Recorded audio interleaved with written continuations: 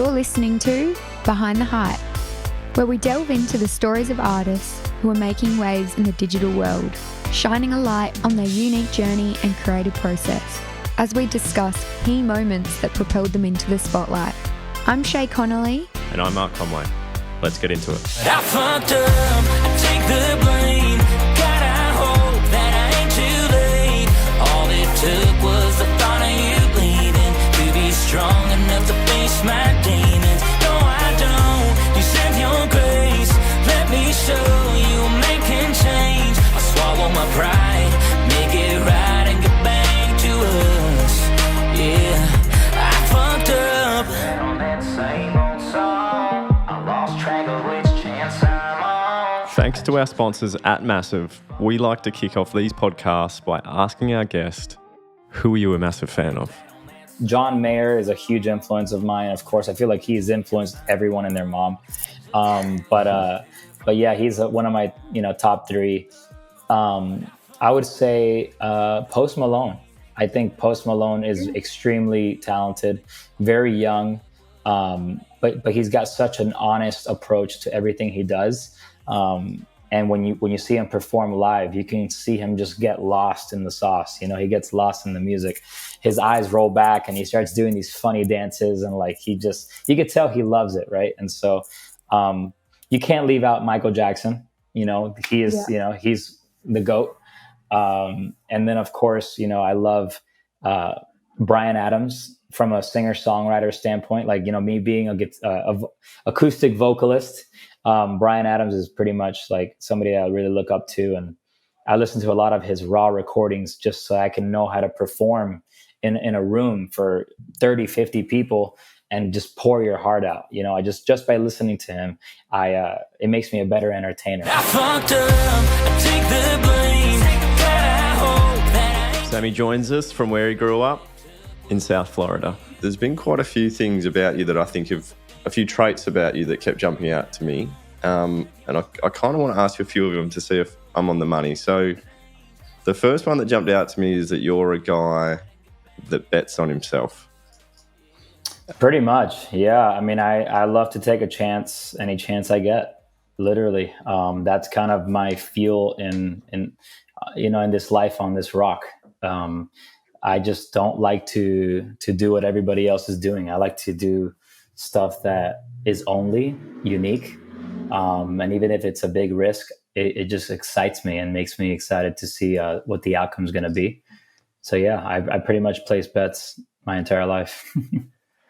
The story that really jumped out to me was when you messaged a guy on Facebook that essentially asked you to come to Nashville, and you kind of just unenrolled from uni and drove there on a whim, not knowing where you were going to sleep. Is that sort of how it all began for you in Nashville? Yeah, I was experimenting early on with Facebook, this famous app that we all used to use, and it was during the times where we all had our CDs in our glove compartment or our drawers, and we would, if you open up a little booklet, you'll notice every song has its credits, its lyrics, and the people who worked on it, like the producers, the engineers. And so what I would do is that I would actually just dive in there and grab all the first and last names and type them into Facebook. And I would just try to find their actual personal accounts and just reach out to them and just thank them for their work, for inspiring me to write songs and, find the courage to just pack up my stuff and move to Nashville. And I did that for about 40, 50 people. And, I always think if you throw out 10 rods or 10 lines into the water, one or two will bite, right? And so that's kind of the mentality that I applied to this. And a couple of hit songwriters from Nashville, heard my or saw my DM and heard some of the songs that I had attached to it. And they were like, "Hey man, love the vibe. I'm not sure if you're around in Nashville, but I'd love to meet you." And after 2 or 3 of those replies, I took that as a sign to just pack up my stuff and go. And that's another way of betting on myself, I guess. I just, took a chance, packed up my car, and moved to Nashville in 2011, and been there now for about 12 years, wow, chasing this dream of breaking barriers as a Hispanic American in country music.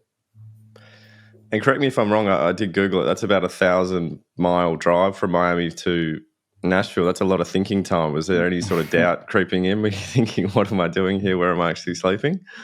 Honestly, I've always been a nomad. I've always been pretty simple, a minimalist. Like, I don't really need much. I'm very much a hippie at heart.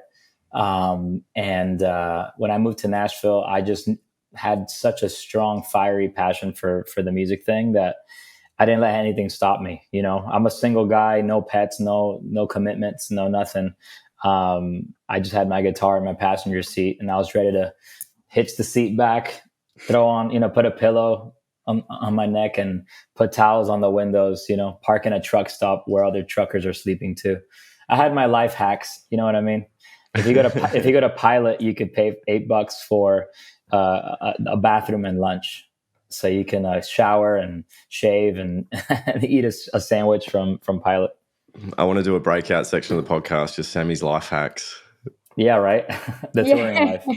I saw that you mentioned for sort of that first 4 to 5 years kind of, sort of struggling in Nashville. You didn't see any reaction from the industry. How hard was that period for you, and what kept you going? Fortunately, the first few years, the word hard is kind of interesting because like it was hard in the sense of like not knowing anybody, but at the same time, I'm kind of a social bee. So I love to just meet everybody. I'm fearless when it comes to saying hello and just like getting to know people in the room. And by doing that, I was able to, book a few gigs downtown on a street called Broadway, the Honky Tonks in Nashville. And they were in search for some acoustic singers at the time. Singers that can perform from like 10 a.m. till 2 in the afternoon nonstop. Sometimes these gigs would be like 3-4 hours straight of just me with my acoustic guitar singing cover songs, sometimes sneaking in some originals. But I pretty much devoted most of my first 4 or 5 years in Nashville to that. There was days where somebody wouldn't show up for the second shift, and I would have to cover for them. So I'd sing 8 hours straight, just me and my guitar, with a jar filled with dollar bills. The good old grind. But throughout that journey of singing in the honky tonks, I would find time to get together with local songwriters that I would meet online, or at some of these get-togethers. Like, for example, there's companies like BMI or ASCAP that host songwriter nights where people come together to just kind of network and share a drink and say hello to one another. And so I would just take advantage of every single opportunity and attend all these events and just say hello, get emails, get business cards, and write with everybody that I possibly could, because you just never know who you're going to write a hit song with, right? So by doing that, I was able to expand my network insanely for the first 5 years. And then I would meet managers, booking agents, as I perform around town, and send my demos via email to different publishers and whatnot. They would hear my voice. They would ask like what I was working on. And so, by doing that, it was, I kind of maneuvered my way around. It was a little hard, but at the same time, it was, like I said, I love a good challenge. So I was able to kind of maneuver my way around by just networking a ton the first few years I was there. Another sort of trait that popped out of yours was authenticity and walking your own path. You obviously mentioned your Hispanic influences, and I understand you have Cuban parents as well. I'm just kind of curious how important that is to be true to yourself, and how you apply it to your career, given that you work in an industry that's often focused on comparisons and competition, and sort of how hard that was to forge your own unique sound and path. Yeah, that's a great question. I didn't realize, what I was going to face when I moved to Nashville as, a Latino coming from a city that's like night and day different from Nashville. The way they dressed was different. The way they spoke was different. The way they enjoyed their days and their nights was different. Just their opinions and their outlook on life was different. I mean, everything. I had to literally adapt to a brand new environment, and it was a little, I wouldn't say difficult. It was fun because it was out of my comfort zone, and I love to explore and learn new things. But I knew that if I was going to be part of a genre where, everything is pretty much inspired by similar things like, family tradition, trucks and beer and the good old, when you think of country music, the good old stereotypes, right? But we all have that, right? We all have that in common. We all have a pet. We all have family. We all have heartbreak. We all have loneliness. And these are all topics and themes that I really resonated with, no matter what kind of music I was raised on, But as a Hispanic American, I felt like by me moving to Nashville and, representing my colors, that it was going to put me in a situation or in a bracket where I wasn't going to be in competition, right? From a business level, I was kind of like a standout because of that, right? And so I was proudly, repping my heritage. It allowed me to, be courageous in my creation process, trying new things with instruments that you would never hear in country music. And it allowed my recordings to reach, a level where, a publisher or a label will perk up and go, what is this? I've never heard anything like this before. This is a really cool fusion. And so it allowed me to kind of, I guess, carve my sound more than ever before by me just staying true to myself.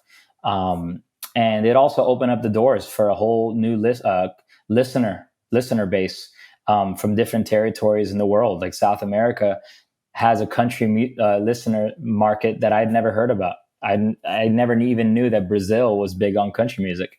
And so, it allowed me to just expand my horizons. And, even till this day, even though it's been 12 years of just trying to, continuously break down those walls, apps like TikTok and Instagram and even Web3 have allowed me to remain my authentic self and, see success along the way for doing just that.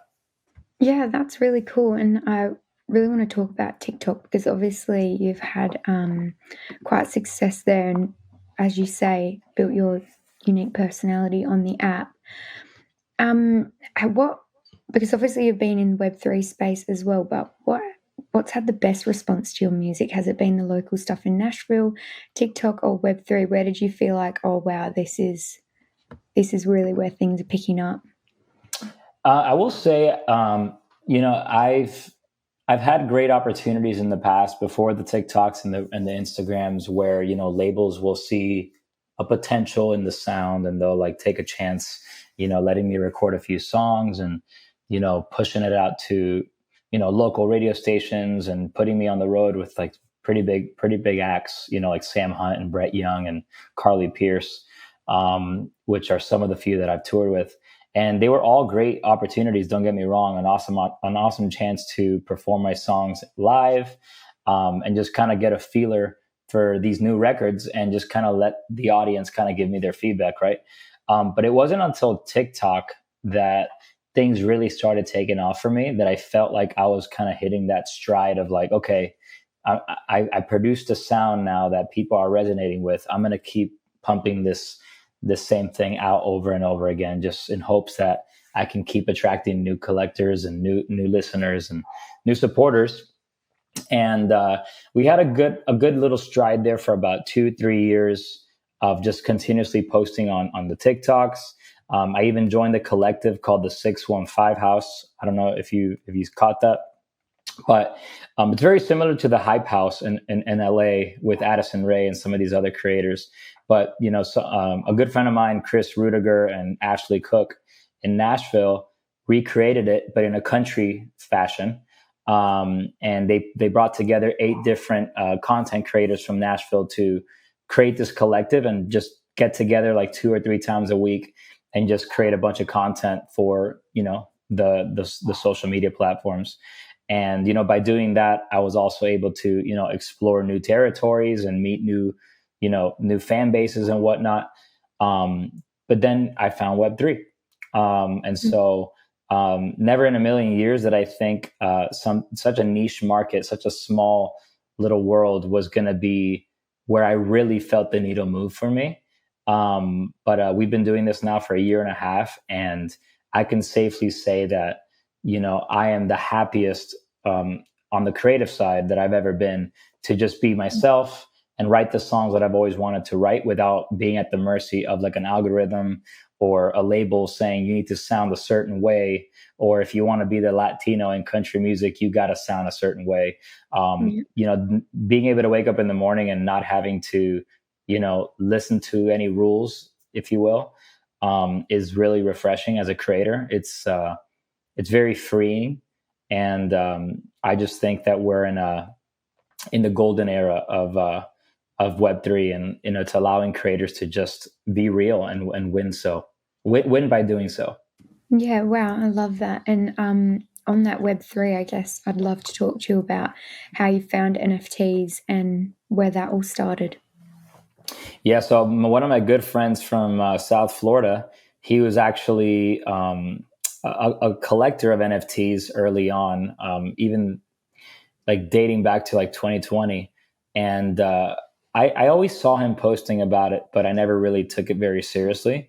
But then one day I was scrolling through my Instagram stories and I saw his profile picture and it caught my attention. I'm like, what is this cute little character that he has on his PFP? Is this something that he created? Or I don't know, just like if it's a brand that I don't know of, I just hit him up and said, yo, what's your PFP? And he goes, it's this thing called an NFT. It's a digital asset. If you want to learn more about it, I'm not going to go crazy into detail in a DM. I'd rather take you to coffee and just explain it to you in person. And so he'd always been a very big supporter of mine. We even collaborated on some music stuff, many years back. But he no longer does music. He's more in like the personal training in the, physical world. But he collects now because he just appreciates art and appreciates being part of different communities that align with his visions, right? But he's like, hey, man, I'm part of this community called the Crypto Moris. That is the PFP that you see on my Instagram. This is what they represent. This is what they have on their roadmap. And, by me wearing their PFP, I'm pretty much flexing the fact that I'm a supporter in what they're building.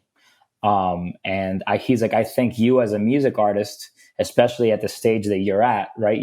I'm still considered a young, up and coming independent artist.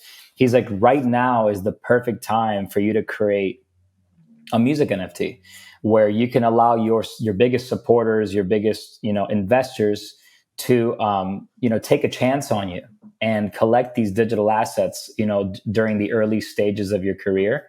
Letting them place a bet on you. So if tomorrow, one of my songs take off on the good old TikTok or Instagram, or, a label hears me and takes me on the road with like Louis Capaldi or Jack Harlow or Post Malone, all of a sudden there's going to become supply and demand. People are going to want these digital assets because of the things that you apply to them, right? You can say at any time, hey, if you hold my NFT, you can get a meet and greet for 30 minutes after all of my shows.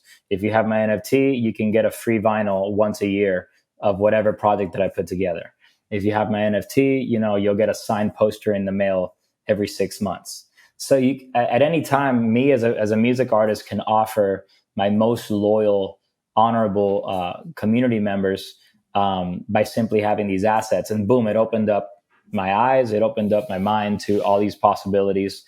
And so instead of just diving in and creating my own, I decided to immerse myself in this space via Twitter Spaces and different PFP communities by collecting their NFTs. I would just go into different communities, buy one or two of each community, wear their stripes whenever I'd pop into a Twitter space and show them that I'm part of their tribe, of their village, right?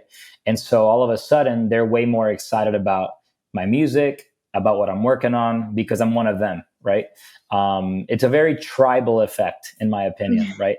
And so I picked up on that very, very early on. And I'm like, well, does this mean that as a music artist, I could also build my own village, my own tribe, my own, group of people that are going to be there, at any time to promote my music, to listen to unreleased tracks whenever I drop teasers, and like my stuff, share my stuff. So it was a no-brainer. And so I decided to dabble in the creation process of music NFTs. 4 or 5 months in to learning about the space, I found a group of developers and artists that just believed in what I was, wanting to put together, and they helped me put together my first collection called Meta Girl. It was, of course, the name of the song as well that was attached to the digital asset. And it turned out to be a digital heart inside of a desert. If you look at the image on OpenSea, you'll notice that it's a heart that's kind of like stranded in the middle of a desert. And it represents infinite love, that once love is engraved on the blockchain, it's never going to go away. And so that's the metaphor behind the image. And so I put that out February 25th of 2022. And it took us about 4 to 5 weeks to completely mint out the collection of 1,500 units. And at the time, Ethereum was a little bit over 3,000. So it was undeniably my most successful project that I had ever, pieced together. I think at the time in USD, we grossed a little bit over $250,000 in just 5 weeks in digital assets. Just because I took a chance. I just said, you know what, I'm going to try something new. I'm going to place a bet. I'm bringing that back. And it just turned out to be an incredible life-changing opportunity. It opened up my brain to a lot of more stuff. And so to continue that success, I created a few more collections, one including the Pulse Pass, which is a free airdrop for our Genesis community. It was pretty much a digital membership card that floats pretty much in the air. And it offers you like merch discounts, instant whitelist for any drops that I do in the future or any partner projects, free access to any shows that I do in real life that I headline, and also enable the Pulse Pass to unlock that perk. And then it also provides you discounts on mints in the future that I decide to do, which is what we did for our third collection. Called Pixelated. And Pixelated is also the name of the song that inspired my first ever PFP collection. I knew that PFPs were the hot commodity in Web3, and it was a no-brainer that I had to create one of my own. And so I decided to not only create a collection of 4,000 unique little pixel characters inspired by the song, but I also took a chance in the studio. And I produced the same song in 12 different genres. And the way that we structured the utility within Pixelated is based around the collection of all the different versions of Pixelated. And so, literally, I found the inspiration by simply immersing myself in different communities. And then I applied that to what I already knew, and tying in my music with it, pretty much, to answer your question. I do own a pixelated NFT, so let's go. I am gunning for this Lewis Capaldi Post Malone tour. Yeah, let's go. So is that sort of your focus now, Web3, or how does that fit in with everything you've done before? Do you have to sort of pivot towards that, or is it a bit of both side by side? I think at the beginning, it took a lot of my time, my energy, my attention. Because I believe Web3 is driven by community in the sense of like being present. People want to know you. They want to know the person behind the profile picture, the person behind the music. And so, having a tool like Twitter Spaces really allowed me to, showcase who I really am before even going, to the public to try to sell something, right? And so I'm very proud that, people saw something in me aside from being a musician, which is all I really showcased on the Instagrams and the TikToks. That's like the only side of me that I would only post about is just my music and my craft. But I never really was able to show that side of me of just like my personal life, what I'm doing on a daily basis. There was times on Twitter Spaces where I kid you not, I'd be showering and people would be yelling my name, Sammy, what do you got? What do you think? And I'm like, guys, I'm showering. I'll talk to you in 10 minutes. I'm almost done. Like those little moments of awkwardness honestly create a deeper bond with the person on the other side. To think like, imagine if Post Malone was doing a Twitter space and he was like, I'm showering. Like, I'll talk to you in 5 minutes.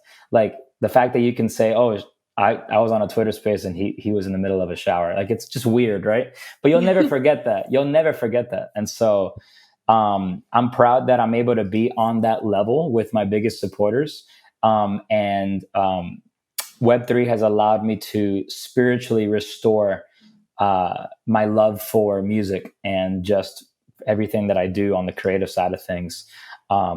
I think right now, with the way the market is positioned and the conditions of everything at the moment, I'm seeing it as a great opportunity to take a step back and focus on, creating more music, focusing again on the IRL show with the band, making sure the live show is rocking. Because I really do think that, at any point, a music artist that ties in Web3 tools with what they're building in Web2, and tying it in with like an IRL tour or success from a viral song on a social media platform, that's what's gonna honestly invite mass adoption into the space, and people are gonna go, aha, I get it. And so I don't think that none of that has happened yet.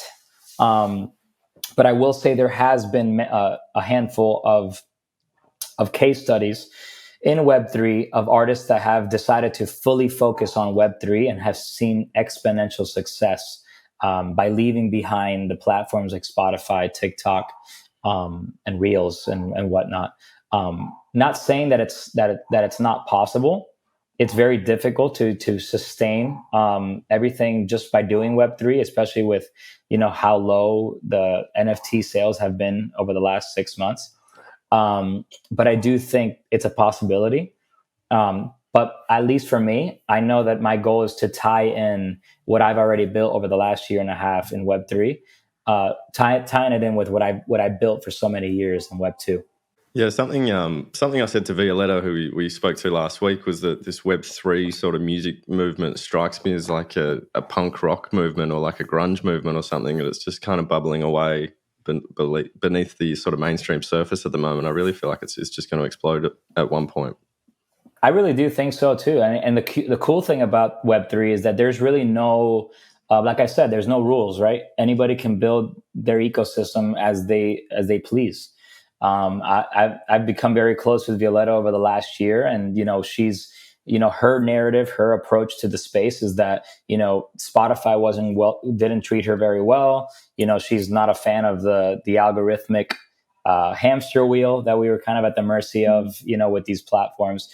And I'm totally with her on that. I think it's very toxic. I think it's a very terrible metric for some of these labels to determine who they want to put their millions of dollars into simply because of impressions and likes and comments. I don't think that is, that should be a determining factor to decide if music is good or not. But sadly, that is like their metric that tells them like, oh, this is good. They're going to sell tickets, or they're going to sell merch. They're going to bring in the money. Right. So it's not even about music anymore. It's about who's got the most eyes. But the cool thing about Web3 is that you don't necessarily need thousands of people nor millions of people anymore. You just need a core community of like a whopping 200 to 300 people that really do believe in what you're building, and they can be the foundation of everything you're working on. And then, they could serve as that tribe. Whenever they say, it takes a village, they are that village. And we saw a perfect example of that recently in Nashville. I took a daring chance of hosting our first ever music NFT event, powered by Pixelated, for our most loyal holders, the ones that collected all the necessary NFTs to unlock access to the event. We call that ultimate utility. And so those with ultimate utility or the studio mic trait, which there's only like 34 in the entire collection, they were able to attend this event on May 4th and May 5th, which was actually timed with my birthday as well. So it was a week full of emotions. I mean, everybody was there celebrating music NFTs, my birthday. It was also Josh Savage's birthday, which is really cool. Everything was just timed so magically. And about 50 to 60 people from all over the world, dropped everything and flew all the way to Music City just to celebrate this little family that we were able to, foster over the last year and a half. And it was a very a rewarding moment. It was really cool that it was also my first event that I had ever hosted, and that I was able to do, something so impactful, not just for me, but for all the other musicians that attended. Violetta was there, Josh, Emma Miller, and Ray Isla were all lovely enough to also attend and be part of the magical moment. But I do think it's very, very small. We're very early still, but there's a lot of power in the small little space we've already cultivated. So, like you said, once the floodgates open, it's going to be bananas. It's going to be crazy. Just another trait I think you sort of touched on this a little bit, another trait that jumped out to me from you, and again, correct me if I'm wrong, is do the work. You seem very prolific and motivated, and I saw some advice to other artists just saying, write nonstop. I'm sort of curious of your process and, how you remain so prolific and stay motivated. Coffee, bananas, and high sugar cereals. That's very all. American diet. That's it. Peanut butter and whole wheat bread. No, but real talk though, when people ask me, why do you do this? It's because, music is who I am. Like that it literally is the embodiment of Sammy is music. Right. And so I wake up every morning, hoping that my music is going to serve as healing for other people. And, I really can't get it to as many people as possible if I don't put in the work, right? If I don't go out there and post about my stuff, host Twitter spaces and connect with people from all over the world to share my experiences. And my family is also, a huge contributor to my drive. They're the ones that really keep me going every single day. And I just love, just the other day, I was tweeting something about how my brain and my soul is fueled by doubt. I love when people doubt me because it like literally activates the Super Saiyan in me to say, like, watch this, I can actually do it. You know what I mean? Yeah. And so that's been my life for the past 13 years, especially, touching on the topic of me being a Hispanic in a not so diverse genre. That alone is a huge, obstacle that I'm facing. But at the end of the day, it comes down to just creating great music that everybody connects with. And so that's my ultimate goal, is to just create music that everybody can relate to, smile to, get through a breakup to. And that's pretty much it.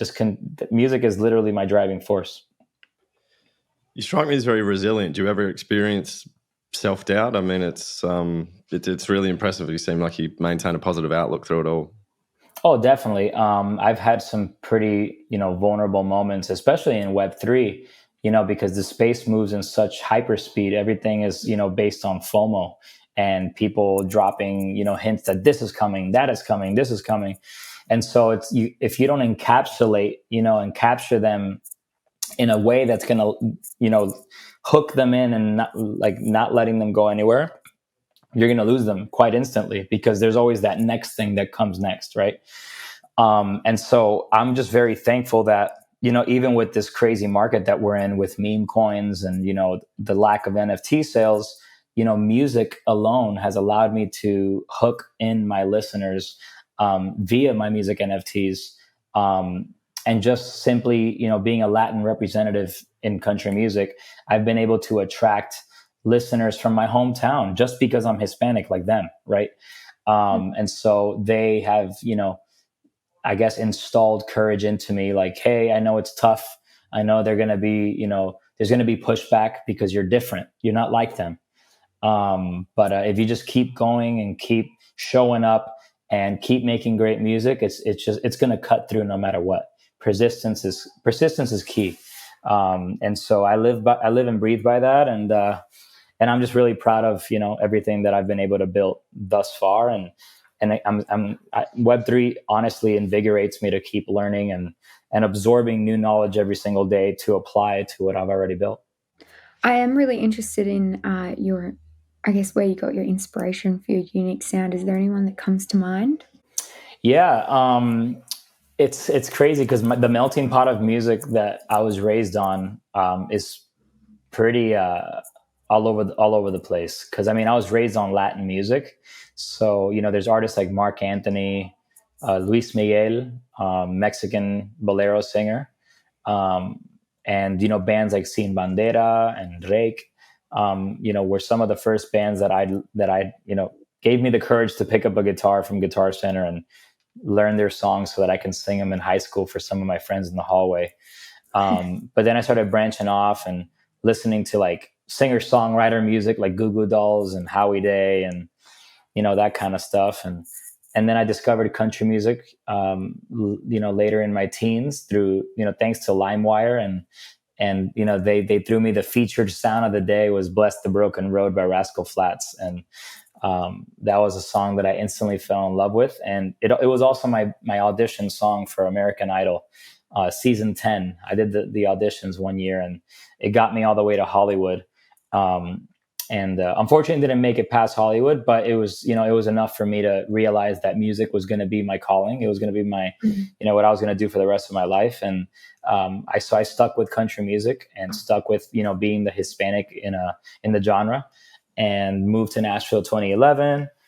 And since then, discovered artists like Keith Urban, Vince Gill. Man, there's just so many great artists, but I would say Keith Urban is one of my larger influences, and ironically, he's Australian. So Yeah. And I presume you sort of grew up around music. I did see that your granddad was considered the king of karaoke in Cuba. I imagine you had a pretty musical upbringing. Yeah. So unfortunately, I only met my grandfather when I was like 2 years old, so I didn't really have a cognizant memory of my grandfather. But I knew that he was the singer in the family, and that's where I got my talents from. But from what I hear from my dad, that he was known to serenade all the ladies in Cuba. He would just jump on the table and go crazy and sing all the love songs for all the local girls. And but he never really took it, he never chased it as an actual career, as a profession. He just did it for fun. But that was his dream. He wanted to be a world renowned singer. But Cuba, of course, didn't allow that. There wasn't much resource, and he was very limited due to the government and stuff like that. And just like, his family's health conditions and whatnot, he had to be around to take care of them and whatnot. But I was able to pick up the torch from my grandfather. And so thanks to my dad, and some of my family members, I was able to continue my grandfather's dream, through my body and my talent. So his name was Sammy Arriaga. How's your family, how do they sort of view your career now, and how supportive have they been and important in the process?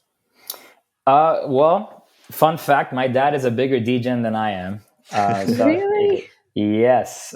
He has 2 mutants, believe it or not. Wow. Yeah, he is a straight up DJ. He's a day trader. So he's always looking at candlestick graphs and whatnot, and loves ETH and Bitcoin and all that. He gets it. He's a forward thinker. And I feel like that's where I get it from. My dad is very much an entrepreneur. He moved here from Cuba at an early age.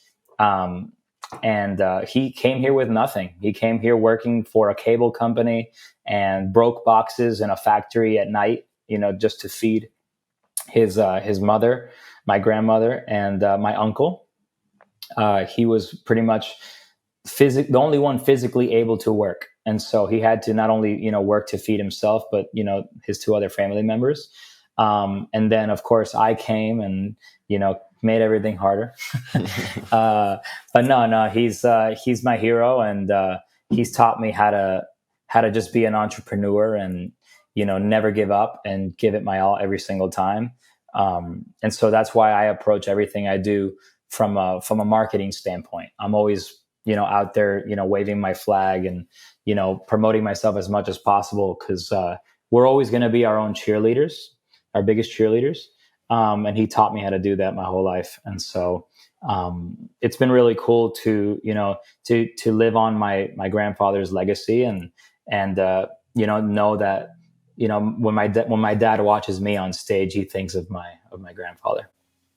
Oh, that's really nice.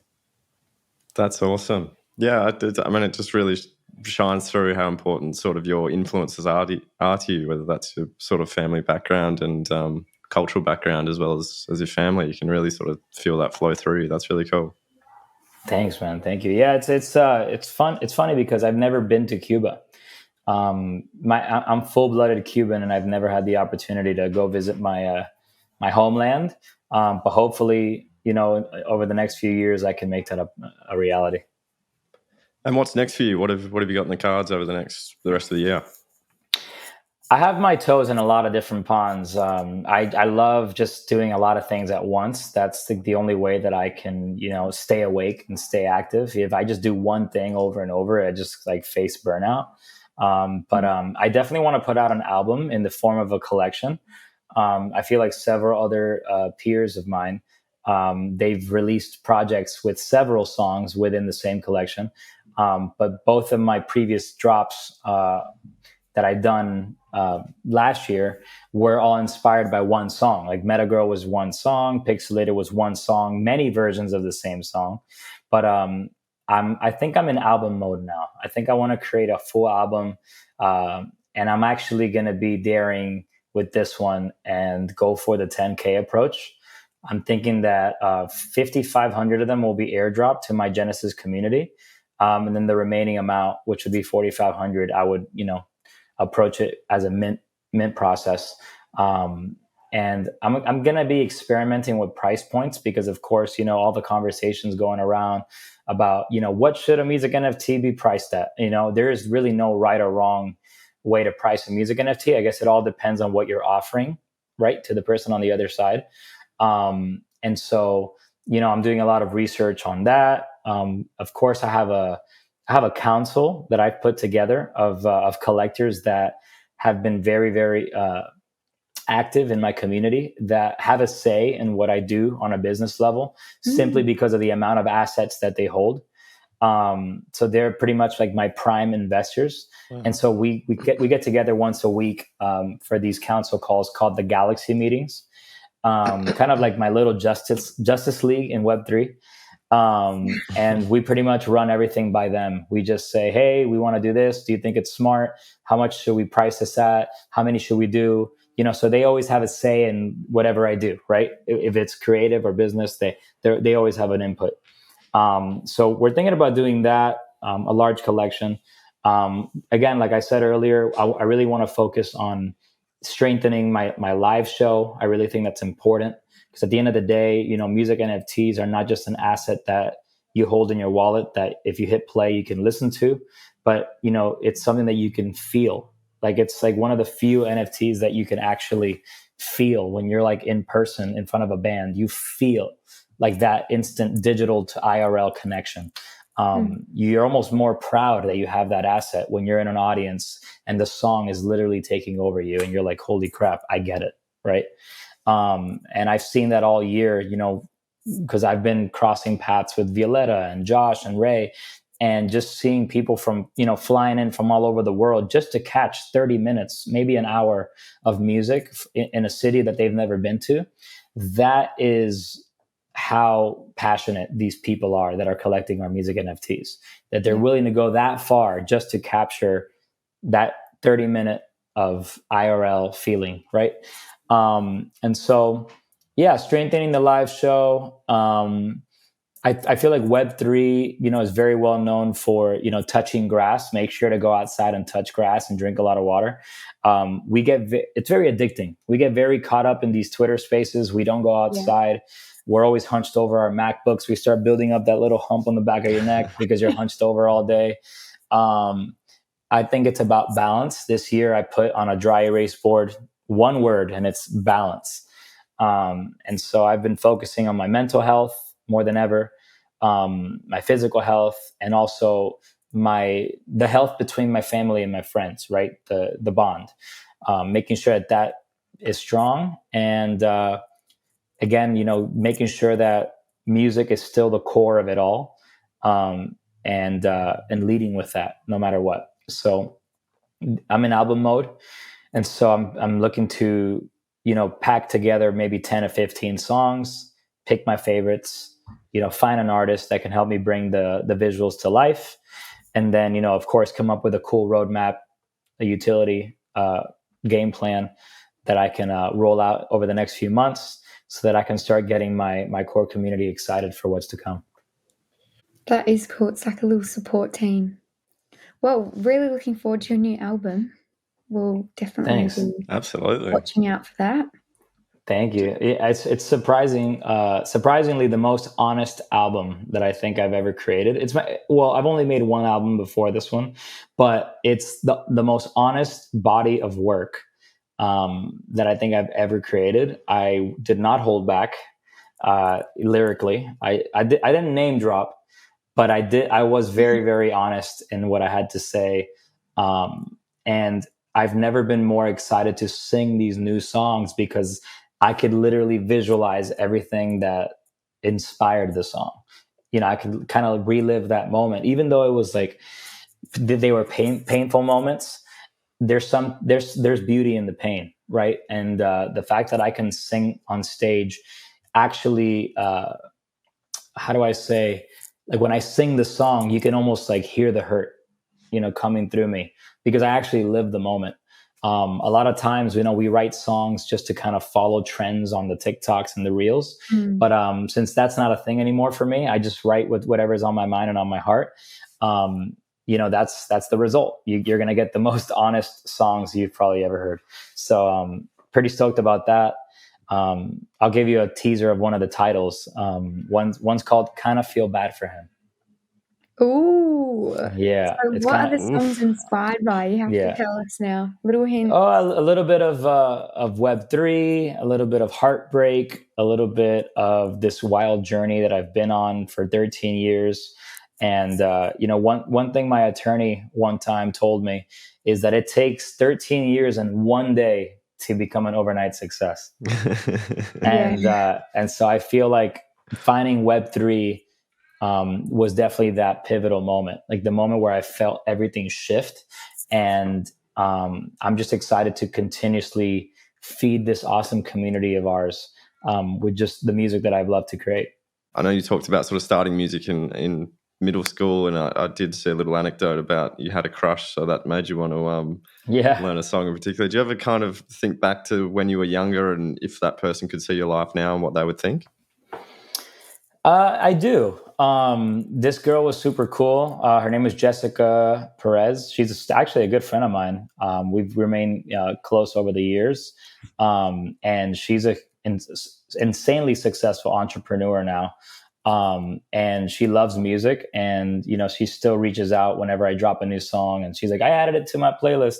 So, that's the cool thing about social media is that, even though, we grow up and we all kind of go on our own paths, social media always, finds a way to kind of bring us back, right? Creates an intersection.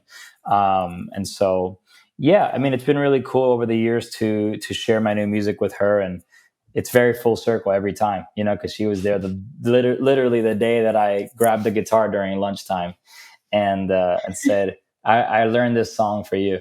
And in front of all her friends too. I was very, very into myself at the time. Let's just say that. And I did not hold back. And she was like, nope, not happening.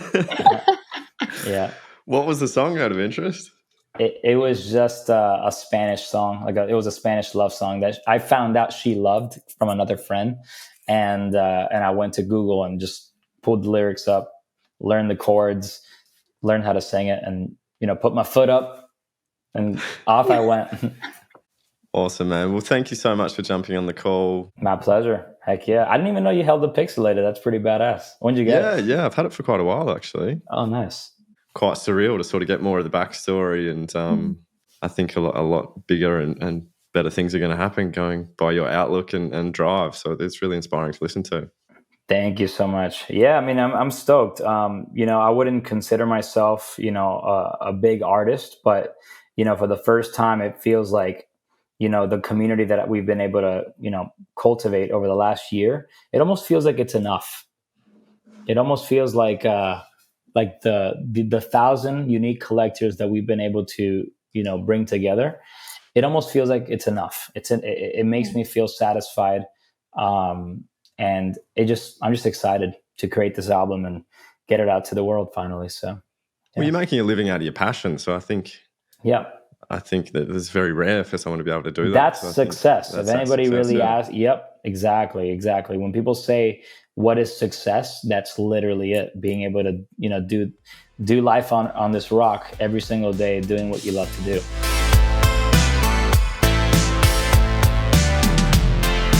This episode was proudly brought to you by Massive, building the world's most connected community of artists and fans. Head to massive.fan to find out more about their new platform.